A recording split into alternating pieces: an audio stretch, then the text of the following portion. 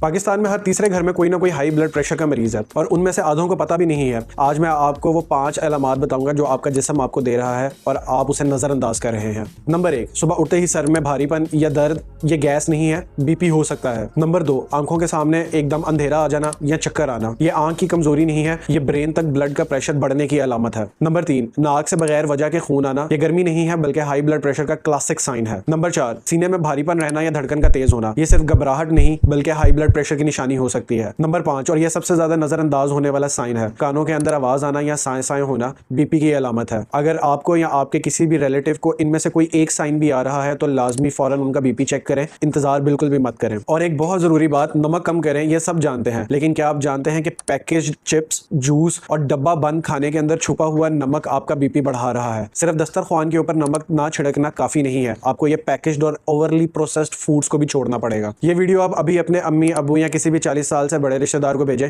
کیونکہ انہیں یہ جاننا بہت ضروری ہے کہ بی پی کی علامات کیا ہیں۔ فالو کرنا اور کمنٹ کرنا مت بھولیے گا، کیونکہ آنے والی ویڈیوز میں مزید میڈیکل ریلیٹڈ انفارمیشنز دوں گا۔ اللہ حافظ۔